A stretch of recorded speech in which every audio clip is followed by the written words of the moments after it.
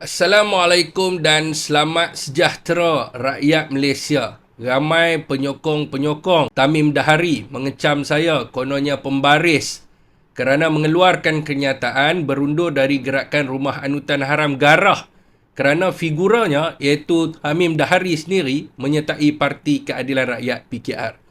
Saudara dan saudari, selepas mendapat makluman bahawa 4 aktivis Melayu iaitu Saudara Lekiu, Saudara Piuris, Saudara Dr. Ahmad Sani Arabi dan Saudara Tamim Dahari sendiri menyertai Parti Keadilan Rakyat PKR, saya terus membuat semakan dengan data keahlian Parti Keadilan Rakyat PKR untuk mendapatkan kepastian.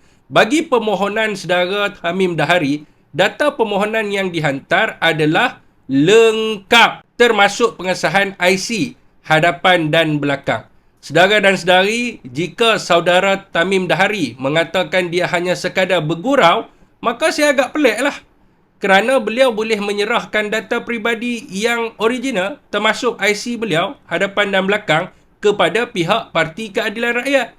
Malah beliau memperakui dan mengesahkan untuk menyertai Parti Keadilan Rakyat.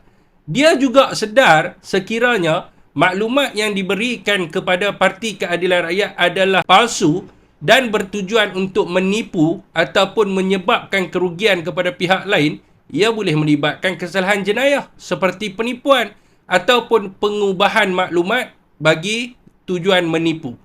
Saudara dan saudari, saya ingin bertanya kepada saudara Tamim Dahari ni, boleh tak dia dedahkan ranting dan abang mana yang beliau mohon untuk sertai?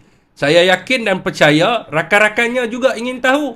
Soalan kedua, adakah saudara Tamim Dahari ada mengisi maklumat peribadi dan menyerahkan dia punya pengenalan rasmi beliau kepada parti lain, khususnya PAS lah, sebagaimana yang didakwa?